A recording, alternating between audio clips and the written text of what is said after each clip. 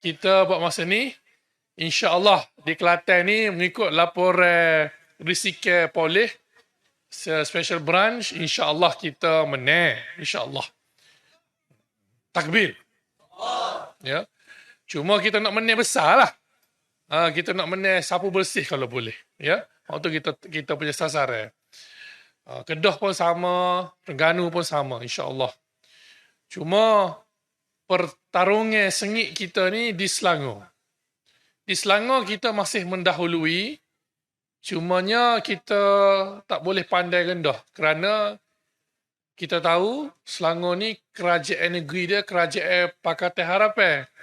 Dan kita pun tahu maruah dan kubu Pakatan Harapan ni adalah Selangor. Jadi minggu depan saya rasa ramailah pimpinan pusat kita ni akan turun ke Selangor, berkampung di Selangor dan memastikan kemenangan bergaya kita, insya-Allah. Ayah mak adik kakak sekalian, amba berbangga dapat mari ke Tupak ni kerana sepanjang amba duduk dalam Dewan Rakyat baru ni, amba banyak bercakap berkenai Tumpak. Kerana apa? Kerana ianya ada kaitan dengan pembangunan di Macan. Dalam perbahasan titah diraja pembukaan sidang parlimen baru ni, antara perkara utama yang amba usulkan kepada Dewan adalah pembangunan pelabuhan laut dalam di Tupak.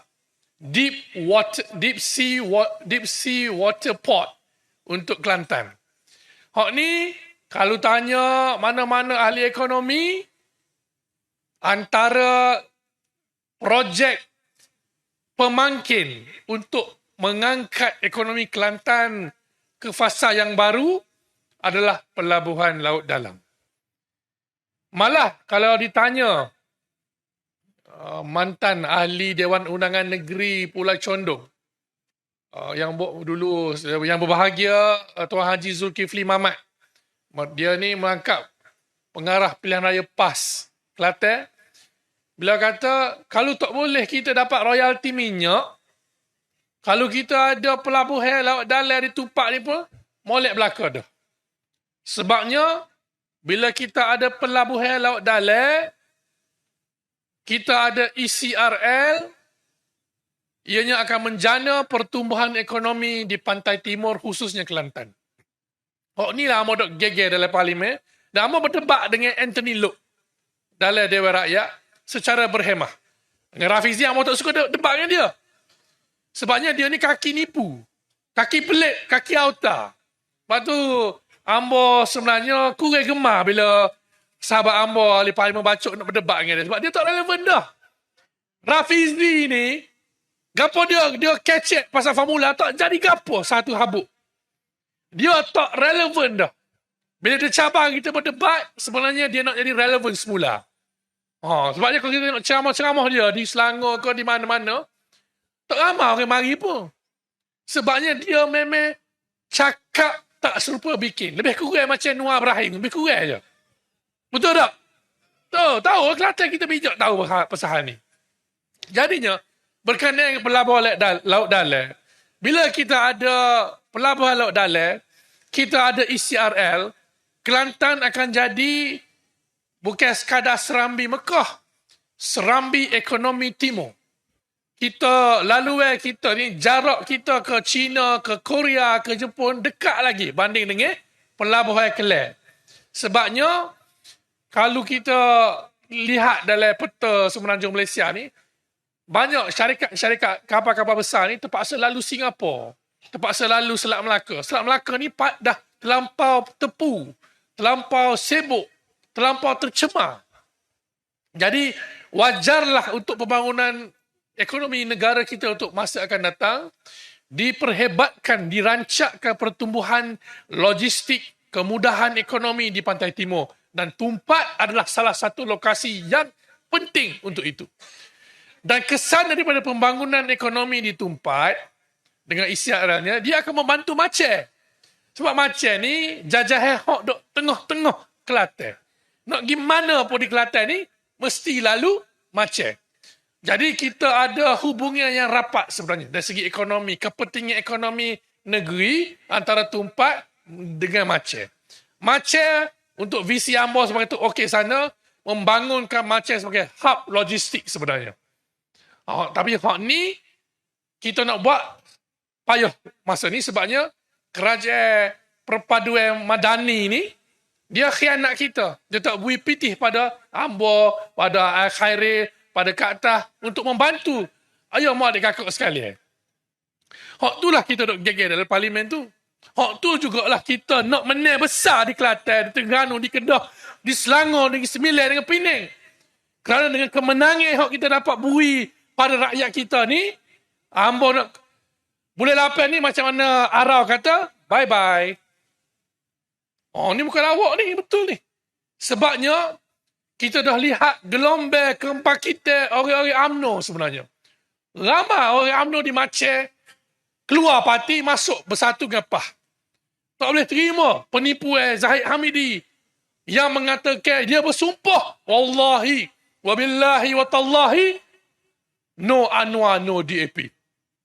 Tapi sebenarnya, seperti mana ceramah Tan Sri Anwar Musa, Tan Sri Nur Oman, dia dah lama rancang untuk buat jajaran baru dengan Anwar Ibrahim dengan DAP. Itulah dia tuduh kita macam-macam. Dia tuduh ayah cik macam-macam. Tapi sebenarnya dia sendiri yang buat tu khianat pada pengundi dia, khianat pada ahli dia.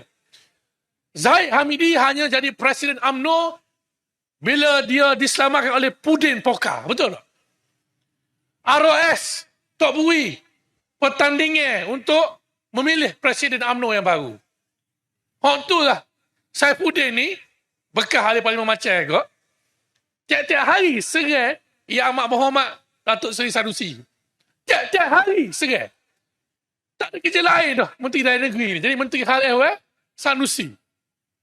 Waktulah kita nak beri pengajaran yang cukup kuat kepada kerajaan perpaduan yang ada Putrajaya ni, kerana pemilihan dan keputusan pilihan raya kali ini adalah satu national referendum.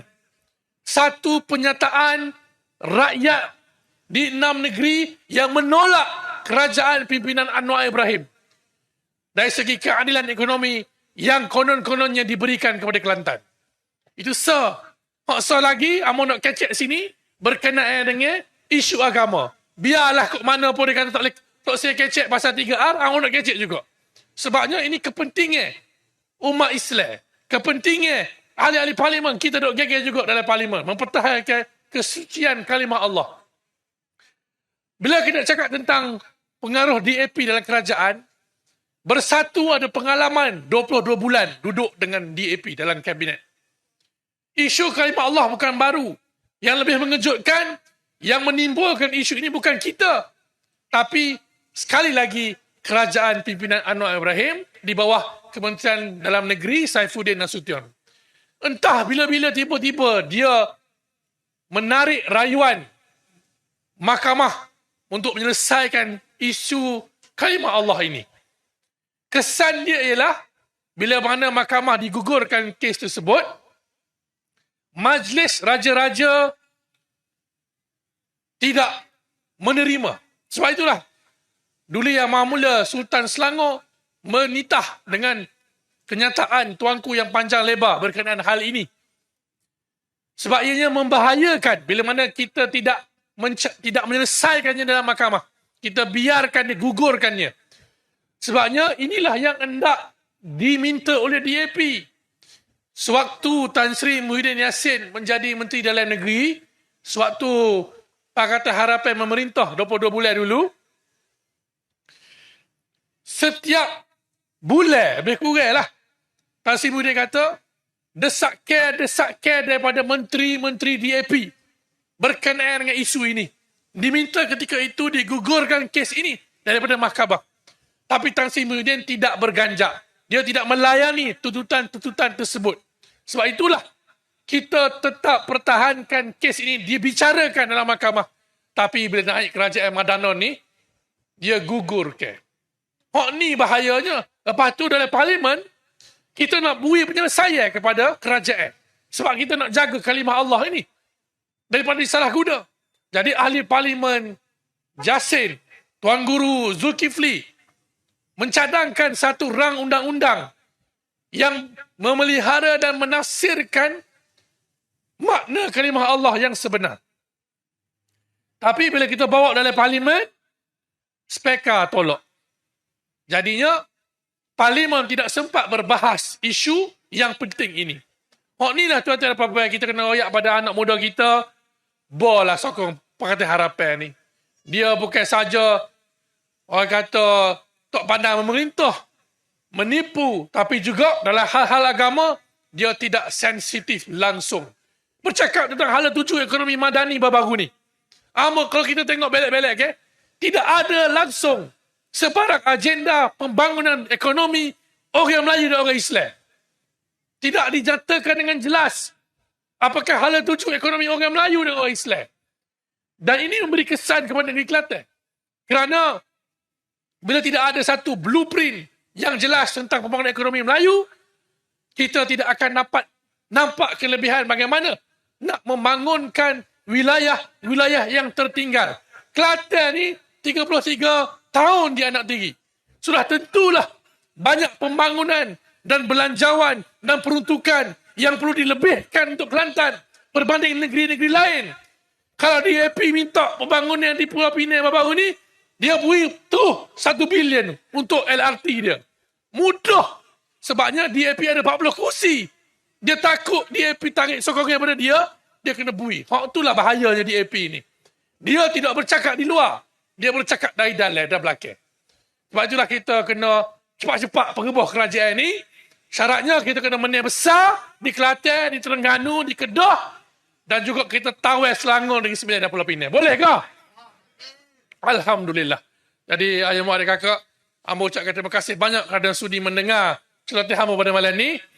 InsyaAllah kita pakat-pakat doa, munajat dan hamba yakin kemenangan besar akan kita kecapi di Wakaf Baru dan di seluruh don-don dalam tupak ni dan juga Kelantan kita yang kita kasih sekalian. Wabillahi taufiq wal hidayah. Wassalamualaikum warahmatullahi wabarakatuh. Takbir. Takbir. Takbir.